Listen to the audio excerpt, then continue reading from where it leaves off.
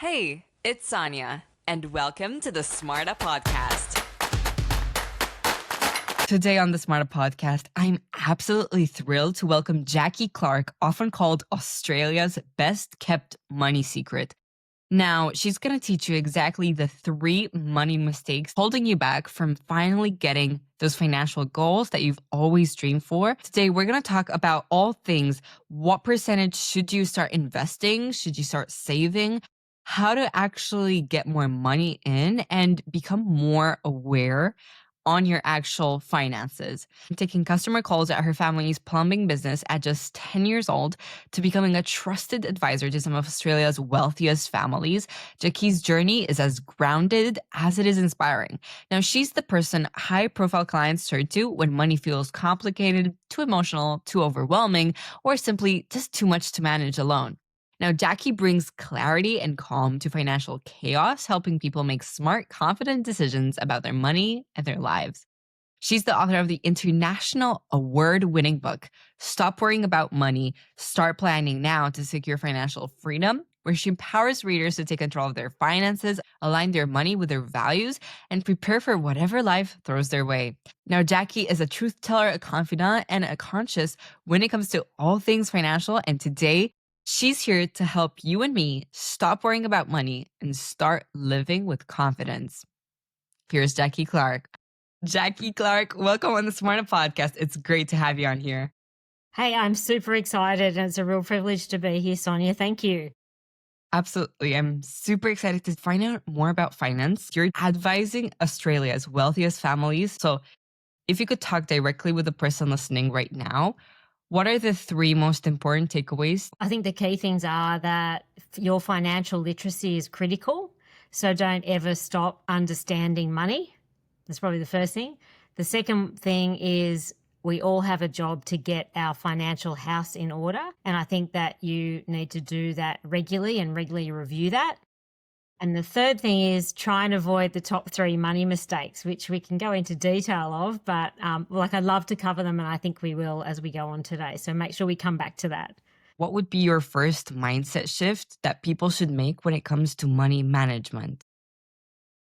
I think the first thing is you can get good at it. So I think some people avoid it because either they're not used to talking about it. So some people grew up with, you can change. I think the key thing is you can change your money mindset, right? So you can grow up, a lot of people might have grown up with a scarcity mindset. Some people might have grown up with an abundance mindset. I probably grew up with something in between. Talking about money wasn't the most normal thing when I was growing up, but I'm certainly trying to encourage people to talk more about it. So I think all of this is really about you can get on board with it at any stage, the sooner rather than later. Why do you say a lot of people should start talking more about money? Yeah. I was talking about how we grew up before, and I think the money story, like the things that you tell yourself about money, they kind of carry through life. And there's a point in time where it's a good idea to question those money stories. So actually to yourself, recognizing perhaps, it's like, I don't have any savings, or I need to have investments, or do I have debt? I grew up with the motto that having a whole lot of debt was a good thing. In fact, my dad used to say, without debt, you can't get ahead. And so I've grown up thinking that I had to have a lot of debt. And that might be good for a point in time in your life, but then there might be a time like now where I'd rather not be in that position. So I have to restructure things accordingly and maybe have different needs as a result of that. So again, I think these things can change. And you don't always have to stick with the old story that you're running in your head about money. Yeah, because it is true. I grew up with these external factors affecting my judgment of, as you just said, maybe I should never have debt. And that's why, I could have a limiting rate of growth if I want to start a business and want to get, a building or rent out the space to have a place to work, for example. I want to talk more about your book. Let's dive into that. Stop worrying about money. Start planning now to secure financial freedom. You talk about clarifying values and setting goals for it. So I want to ask you now, Jacqui, how important is aligning money with personal values? And what's the first step in actually doing that? That's a big question. How long have you got? But actually, when I think about it, your values underpin kind of everything you do, don't they? So whether you realize it or not. So it's interesting how you said that, because the question was about money and about values. Now, some people don't value money. Some people do value it. And so I think it's important first to recognize what value money has to you in the context of living, right? And it's not so much about it being on any kind of pedestal, because I think money is a tool. It can be used for good and bad. But perhaps the other thing that kind of extends from this question is, when you understand what your values are and your values to, say, money, I guess then you work out, in the context of your goal setting, where does this fit? And so I get questions often with people who aren't really engaged in money, and I say, well, that's okay, but where are your goals? So if your life goals, and this is a great example, you talked about, like, building a business or buying a building. So if that was a goal or a life goal, we know that there are financial steps that you need to take to get there. So it's a goal, it's a life goal, let's call it that, but there are financial steps you need to take. So what does that look like? And does that look like saving money today to build up an investment so that to build up some cash reserves so you can go to a bank? Does it mean something more like having a safety net or a buffer in place? So what's happening a lot to people at the moment with sort of what's the right word? I guess the way the world's operating right now, it can feel quite uncertain. And so what other safety nets or buffers are you building in? So are you able to put a little bit of your income earning aside so that in time you've got a backup plan? So if you get made redundant or something happens in your life, someone has a health issue, you want to have something that essentially a buffer that can be in place as well. So these are on a spectrum, right? I'm trying to put my hands in that frame. On the big thing, which might be a goal like owning a building, the smaller thing might be having 6 months worth of income set aside so that you've got money should you lose your job. Yep. So obviously a range, but I guess that's a long way of talking about money values, but actually recognizing what they are first and what it means to you is important, an important step in that. And then recognizing it more as a tool and how you can use it on that bigger life planning stage. Can I add on to what you said? You just talked about the same idea that Dane Walker talks about, the host of the Agency podcast, in the sense that money is a tool. And once you start learning how to make it work for yourself, you're finally going to see, those goals that you've always wanted get ticked and become your real life. What's your approach when people want to simplify their game in terms of money and regain control? Yeah. Oh, look, that's a great question too, Sonia. I love that one, because I think this is the biggest problem with money. Is what I see a lot is people aren't in control at all. So a lot of people focus on the income coming in and the expenses going out, and that all works and that's okay until it doesn't. But the other option is what's going out. And, I talk about this, what it costs to open your front door, which is like the baseline of cost in your house. But actually getting people to recognize what's going out the door first is where you can start to take back control, and you can do nothing about it, but you have the opportunity with it in front of you saying, this is how much it costs to open my front door at home, or this is how much it costs to rent my flat, whatever it is. You can start to say, well, these things are within my power. These things are within my power to change. And in the absence of actually doing that, the only power you've got is maybe turning up to a job every day that you may or may not love that pays you a certain amount of money. So is that power, or is the power at the other end of the spectrum where you're actually working on what's going out the door? Yeah. So, we talk about the use of Uber. I'm trying to think what all of the similarities would be, between our countries, but things like Uber Eats versus subscriptions for Netflix. I'm trying to think of the most general things, how you use Amazon, things that are directly in your control. It's really handy to understand what those things are. So I say directly in your control, but 9 times out of 10, when I say to people, what does it cost to open your front door? I get blank looks.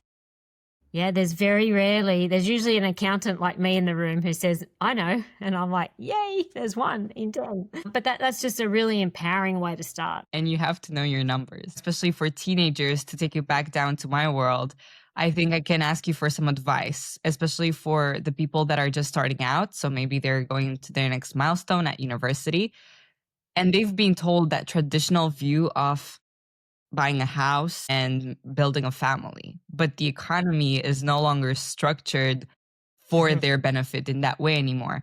So I want to ask you, what's a way we can build a healthy relationship with money at 18 before, it all gets chaotic? Yeah. Yeah, look, I really like that question. It's very loaded too, because one of the really interesting things is, I talk about expense creep to people now in age groups beyond yours. But what I often talk about is how they spent money when they were at college or university, right? Okay. And compare Yeah. that to their lifestyle at 30, at 40, at 50. And what you find is that the more people earn, the more they spend. And so the opportunity you have going into college or university is to set this baseline, if you like, that's reasonable. It's going to be small because you're going to have a small income if you're at college or university full time. But actually recognizing then, it's the needs versus wants analysis as well. So what do you need? And very quickly, the convenience of Uber Eats, poor old Uber Eats gets a bashing by me, but the convenience of that versus having a good quality meal that's good for your body and good for your bank account is vastly different to the one that you can conveniently get from Uber Eats. And I'm saving you a fortune in this process. So there's small choices at your fingertips that you can make really quickly. In fact, my 27-year-old son said to me today, like, maybe you should just tell people to delete that app from their phone. Great advice, actually. Just stop using it. Because actually most of the kids I talk to, and mine included, they're sort of 18-year-old or 18 upwards, that's where the money's going. And then if I can share with you the first biggest money mistake. Let's go for it. Number one. Yeah, you'll like this, is wearing and driving your money. So what happens is when you first get that taste, if you like, of financial independence, that little bit that comes with having a part-time job, which may eventually become a full-time job, you start to have money to spend on yourself. You might still be at home, more than likely these days. So you don't have rent, or you might have rent depending on where you go to college or university, but you're generally getting a bit of support. And so you're like, great, I can buy some nice clothes with this, or I can put money towards a new car. This is wearing and driving your money. The question is that the best way for you to spend your money? And the answer is probably not. And the funny thing is, because as you say, the way the economy is structured, you can't go and buy a house today because you don't have the deposit saved, you can't manage the repayments, property's too expensive. So what can you spend your money on instead? Clothes, handbags, whatever your interest might be, better camera gear, you name it, and then a car. Oh, you've got enough money where you might be able to lease or purchase a novated lease or something for a car. And so it's too easy to do it that way. So the question might be, go back to what your goals are. So where do you see yourself in 5 years from here, Sonia? 5 years from now, I imagine Yeah. finishing university, Yeah. settled down in an apartment. So Okay. that's, working for me towards. Which is lovely to have that. Maybe, and some people may or may not be able to say that or articulate that. But if that's what it looks like for you in 5 years' time, what are the steps you need to take today? And I think the reality is the simple habits that you can start now. And, I think the single most powerful habit is a percentage of everything you earn goes into another bank account that you don't touch. And we talked about the safety net before, and perhaps when you get older like me, it's more of a safety net, which is a protection against being made redundant in your job or whatever it might be. But when you're 18 or 20 or 25, the safety net is actually the savings for the future property ownership. And that will depend a lot on who you are, what your life's about. I've got like a 22-year-old who's more likely to save for a house than a 27-year-old. Just different mode of life, different interests, different values around money and how they want to spend their time. One valuing a traditional, what we call an old traditional path versus a non-traditional path. So I think that's kind of critical, avoid the trap of wearing and driving your money, because it's the only thing it feels like you can do with your newfound financial independence. And very quickly, if you do wear and drive your money, you will no longer feel financially independent because you'll be dependent on bank loans, credit card debt, a whole bunch of things, right? You'll have access to all these tools, but it'll have a detrimental effect on your financial independence if you go spend it all up. Now, I want to take you into common mistakes that we can experience since you've worked closely with high net worth families and also have seen that emotional side of money up close. So what would you say, Jacqui, are some common emotional pitfalls that you've noticed, and how can people actually overcome them? Yeah, I think certainly the biggest risk I've seen with money with wealthy people is the impact money has on relationships. And so like a stark contrast. So there's lots of different things to talk about here, but maybe the first one, if we just use perhaps somebody like an Elon Musk character in the context of making a lot of money, but would you want his life? And his answer would be to you, I'm sure you won't. Because the reality is the relationships with his family aren't great. And there's one really well documented one this week. His daughter has changed her name and disowned him completely. And I think there's a trade-off every time with how you use your money, how you spend it, who you share it with. And so one of the challenges I see is money is often used the Elon Musk comment is more about the style of how he works and lives, which is this typical entrepreneur, actually 2,000% engaged on outcomes with the business, and his relationships are maybe over here. And so that's one way of looking at it. The other way is more just about using it as a tool to buy family or to activate certain things for family and only give the money when they talk to you nicely, or things like I see that quite a bit as well. And I also see family members reliant on, so feeling entitled to access that money when there's a lot of wealth in the family and when they haven't necessarily made it themselves or had an active role in it, but expecting some access to it. So they're probably the sort of two sides of that, if you like, that it's probably worth sharing. None of which I hope your listeners will make, but some of them might certainly have been exposed to. So in a family where there might be money, how they feel it might be used with power, because money does bring power with it. And I guess there's lots of different ways you can do that. But you can also use it really positively from a legacy point of view. What's the second money mistake people make? The second one is putting your head in the sand. And I felt like we kind of started going there a little bit. A lot of people just want to ignore it. Yeah. And it's a bit of that money in, money out thing, but also just ignoring it. It'll go away. Yeah. So putting your head in the sand is what I call it. And there's, that would be half the population. Yeah. So just ignoring their current situation. Yeah. And definitely. And the third one, which I'll share with you here, is the no understanding of those baseline costs. So we talk about what it costs to open your front door. And the baseline costs to me are just the additional things that go with your house. So say, for example, holidays, gifts, they're kind of in addition to what it costs to open your front door. So there's kind of bigger ticket items that might sit on top of. For example, if you took the house away, what other costs would you have? And that's where you have your holidays and gifts and things like that. So, so they're really those three mistakes. And the last two are committed pretty regularly. Well, they all are, actually. I call them the top three money mistakes because depending on where you're at in life. But in relationships, I often find that one of the two people in that relationship have absolutely got their head in the sand. And it's possible also that no one knows what it costs to open the front door. So you've kind of got two epic money mistakes right there. Yeah. And I think in today's world, especially, which is hyper-connected, the idea of becoming more aware and talking about your financial situation with your significant other is popularized as, the quick fix of a relationship. Where do we start in terms of money? For those people right now that are listening that may feel anxious about their financial situation, where should they begin? Yeah. Well, I think the thing I mentioned where the opportunity lies, and I've had these conversations with people your age often because I've recently raised them, is first-hand experience. Yeah, trying to encourage thinking now about the savings element. So there's this sort of fine balance, I think, also for you. As you're growing, you're looking at different experiences. People might think of a trip to Europe in the university holidays, which everyone's doing, so you should be doing it. And then that might be a goal, by the way. You might not have traveled so much, so it sounds like a good idea. You might do it once, you might do it twice. Do you have to do it now?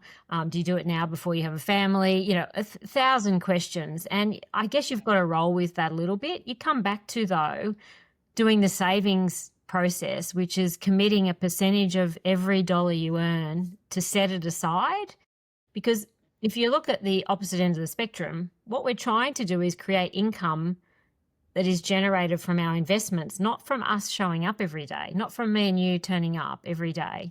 And so the only way you're ever going to get there is by putting some money aside. And whether that's for your business when you're 25, when you finish university, whether that's to buy your home, whatever it might be, or to get some insurance for something, it's a good idea just to set a bit of money aside. The other thing is recognizing that financial literacy, now in the US, the UK and Australia, it is at like an all-time low, financial literacy.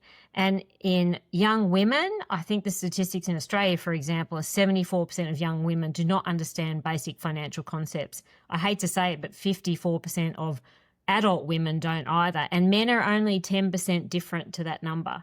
Like, it's alarming. And so you ask the question, what can I do? So what I'd say to you is I think financial literacy starts with understanding what things cost. Mm-hmm. So if you're at home, finding out what electricity costs, finding out what gas costs, finding out what rent or what insurance costs.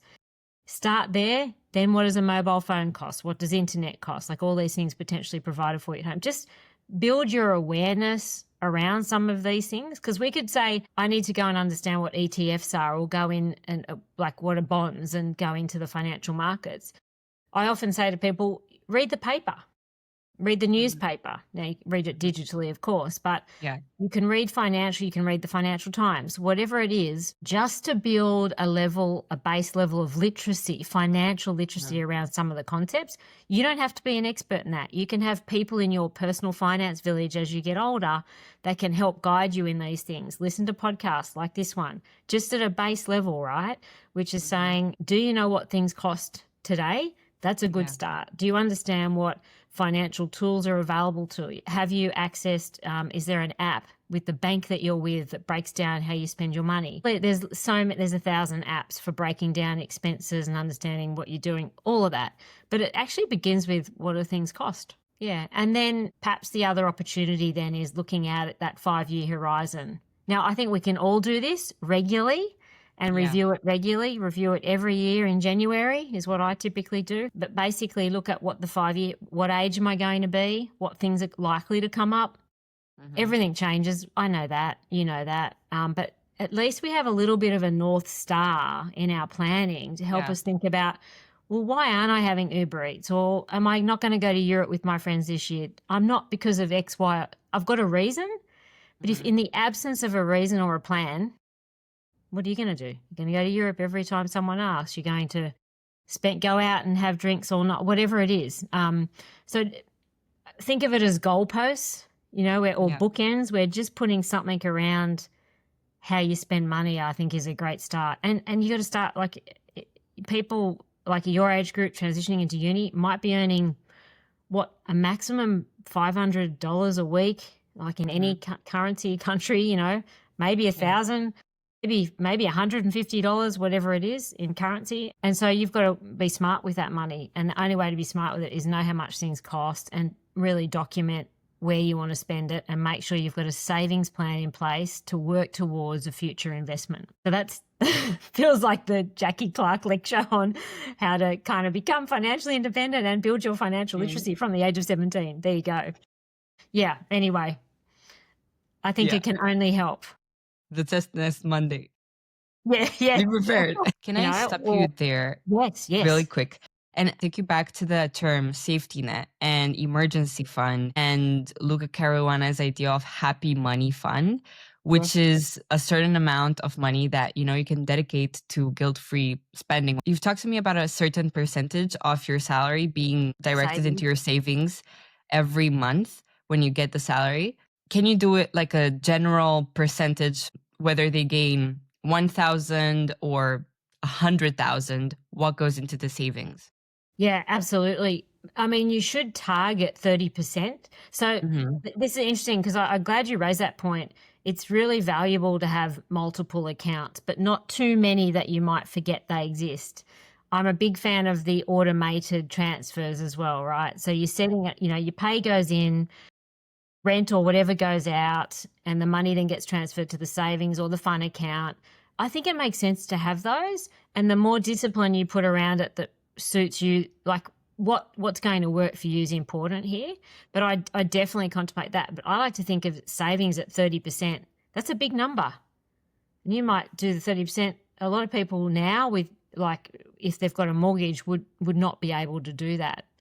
But you have to look at something like a mortgage, which people at your age won't have, as a forced kind of saving, right? So maybe we park that to one side. But if you're at college or at university and your money's coming in, you've got to put these small percentages aside. And let's say 30% goes to savings, but in the savings buffer, 15% of the 30 is actually, well, half of that is actually for fun and half of it is towards your 5-year goal. Yeah, so I think you can break it down, but I'm saying 30%. Look, everyone's going to be different based on their life circumstances.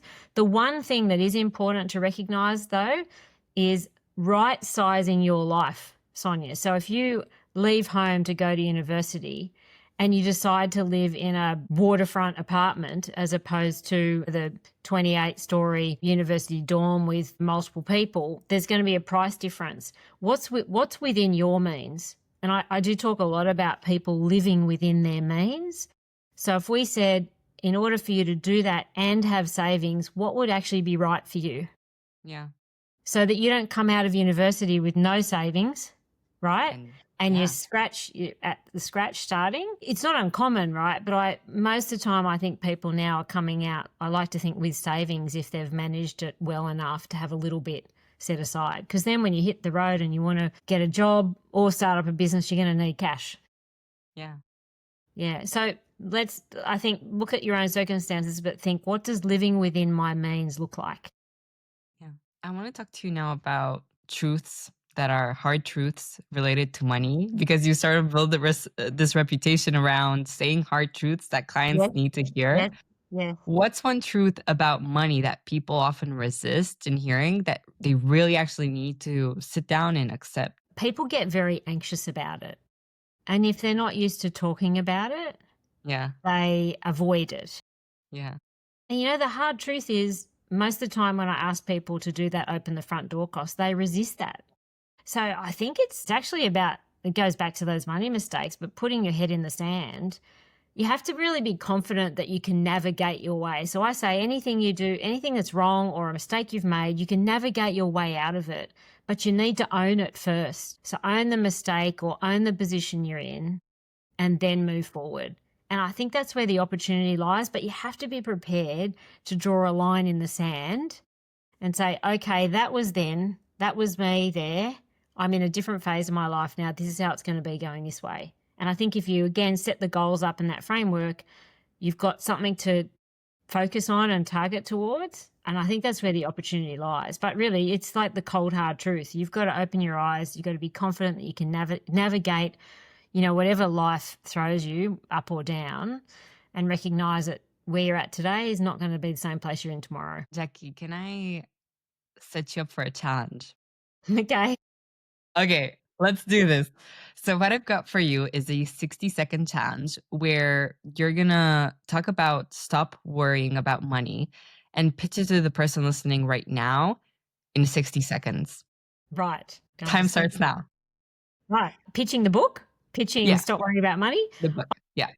Goodness me. Well, all I can say is focus on now, you have to build your financial literacy. Get interested in money. Don't delegate it. Stick with it. Beware of the endless consumerism that surrounds us. Stop scrolling Instagram. Recognize the trade-offs and the choices that you can make with every single dollar you've spent. How am I going for time? You can get your financial house in order. It takes a little bit of time, but get onto that and avoid those top 3 money mistakes we've talked about. Good fun. Jacqui Clarke, I want to move you now into the SMARTA Podcast traditions. I've got three questions for you. So, my first one is where I ask the last guest to leave a question for the next one. Wow. And in this case, the question left over for you is how can young entrepreneurs in creative industries balance the pursuit of financial independence with staying true to their creative vision? That is a great question because I have a son who is trying to do exactly that right now. Really? Yeah, He should so you listen to know, this part. Yeah. yeah, actually, I know. And what's kind of funny is we just sat down over a big piece of white paper to kind of map out that journey. So this may not be the answer necessarily, but being the first thing is setting the vision or the goal anyway, right? Because you need to do that. He's kind of mapped out a timeline to achieve certain objectives, which I think is also important, and recognizing what are the trade-offs, right? So if you're doing that right now, you may have a lot of flexibility and freedom. You might also feel a bit alone or a bit lonely in the pursuit of this. And so it's important to have some people around you that might be doing something similar, like a cohort or a network of people that you can chat with, and you can kind of find those people in all places. But the other thing is we often talk about as entrepreneurs failing cheaply and quickly, or failing quickly and cheaply. So Yeah. recognizing that you're going to put a time on it so that you give it a certain amount of time where does it work for you or doesn't it? And what are you prepared to do for this to be a success? Are you prepared to be a barista at the local cafe, at 5 o'clock or 6 o'clock on Sunday morning and Saturday morning? Are you prepared to do the shifts at the, whatever Nike store, just to help give you that buffer that we've talked about? So perhaps that's the best way I can answer it right now. And I think the planning is essential, but also setting a time frame that is realistic for yourself to sort of pass or fail at that point and move on. Does that sound all right to you? Yeah, it does. And I Great like the idea question. I just to really put like it it. from idea to paper. Yeah. And my second question to you now is taking you back in time to when you're 17. And if you could talk to your younger self, Yeah. what would be one piece of advice that could carry you through to present day? I'm not Yeah, sure. the spot again. I'm not sure I have the answer to that one. And I think back to, did I have to go as hard as I did? So I feel like I focus very heavily on my career. And there's a lot of things about today that wouldn't be true if I hadn't. But did I need to go as hard as I did and as quickly? So I basically did the kind of university straight into a job. I worked the type of job, the career I was in part-time when I was at university. I went straight into it and just went ding, ding, ding, ding, ding, ding, ding, ding, until I stepped out 6 years ago and joined boards and things. So I just question, and that's why I like having the conversation like that last question you asked me when I've got a son who's contemplating that creative journey as an entrepreneur. I admire that because I didn't stop to think. So maybe it's taking a moment to think, being true to yourself, what does that look like? So maybe a little bit more reflection, easier said than done. But I was just very hard focused on getting results, like with school and then with university and then getting the job in the right firm, all those types of things. Yeah. And then just the career trajectory, like promotion. And it served me really well, but I wonder if that was the right thing for me as well. Could I have explored other things along the way? Who knows? Who knows? It's so funny to see that, that's the problem of the people that are driven to achieve. Yeah. And look, I am hardcore. I'm driven. And Sonia, it's a really good point because I was told from very young age I was driven, just full stop driven. So therefore you got to kind of take that as it comes and Yeah. accept it as a really positive thing. So, I may not have been able to do anything differently as it turns out, but perhaps taking some more time if I could have then to think more about it. Yeah. My third question for you is all around the world of literature. Yeah. What would you say, Jacqui, are your top two books that completely changed your perspective through which you view life with? Well, both of these books, I think, predate your arrival on this planet. Okay. Yeah, but the first one I read that I think still has a lot of value today was by the name Stephen Covey. He wrote the 7 Habits of Highly Effective People. He wrote a couple in that series, like 7 Habits of Highly Effective Families, et cetera, et cetera. But that book, like I got to do a really special course run by like Harvard or somebody when I was at PricewaterhouseCoopers, like back in the day. It was like really special. And I back then found that the most critical thing. And I still remember to this day, like the big rock, small rock thing, which I don't always do successfully. I often move lots of little rocks and forget, don't do the big ones as often as I should. But yeah, so Stephen Covey, that was the first one. And the second one, if I think about the last 10 years, like Stephen Covey might have influenced most of my corporate career, but the last decade, the book was Big Magic by Elizabeth Gilbert. Now, she's obviously just written All the Way to the River, which is a completely different book. But the Big Magic was really about embracing creativity. And as an accountant, I'm a chartered accountant, like people don't think, I never thought of myself as creative, but that was really the inspiration for me to write a book about money. Yeah. And they've changed my life, but I'd love to mention to you another book that I've read, or two. This is a bit cheeky, but I'm always focused on health and well-being. Yeah. Peter Attia wrote that book, Outlive, which came out a couple of years ago. I found that quite profoundly interesting, but I'd read that after Dr. Michael Mosley, who did like the Fast 800 and all those kind of books on. He's now died, of course, which is a bit sad to get that accident. But Dr. Michael Mosley, he does the most brilliant basic recipes to cook that can save you money. That's not about money, but it was all about health and well-being and just simple ingredients with all the right macros around, protein, carbs, etc. in it, and couldn't be simpler. So I'd recommend that. I would give everyone a copy of Fast 800 when they're going to university, learning how to cook for themselves if they're going away. And Peter Attia, I think that book, Outlive, was just brilliant. So if you can talk directly with a person listening right now, what would be an end message that you'd like to give them in terms of being more financially independent and having more financial freedom? Well, money doesn't make you happier. Yeah, money is a tool. And I think we have to be really aware of social comparison. There's that funny statistic where if people who win the lottery, the person next door to them can go bankrupt. And it's all to do with this, I guess, philosophy around people, how they spend money and watching other people. I think it goes back to where we started today, really. It was getting people engaged in financial literacy and not delegating this to someone else, especially if you're in a relationship or entering in one. Always stay in control of your finances. Thank you so much for being on the SMARTA podcast. It's truly been a pleasure to just clarify that I'm on the right track and the steps that I need to take to ensure that I will stay. Thanks, Sonia. It's been great. I really appreciated all your questions. Now, I just wanted to thank you for listening to something that is inevitably going to make part of your life throughout all of your journey. Finance and money is already part of your life, whether you are conscious about it and take the steps that Jacqui talked to you and me about today, or are more unconscious and do the second money mistake, putting your head in the sand. I just wanted to repeat the 3 money mistakes that you could possibly unconsciously do. Number 1, wearing and driving your money. Number 2, putting your head in the sand. And number 3, not understanding your baseline cost. And with that, if you've made it this far into the episode, why don't you double check that you're subscribed on YouTube or follow the show and leave a 5-star rating, because this is what helps improve our podcast, improve our guest lineup, and the topics that we cover. Thank you so much for listening to the SMARTA Podcast. I'm Sonia Marta, and if no one told you this today, I want to tell you that I truly believe in your ability to create the life of your dreams, and I'm here to see you next Monday.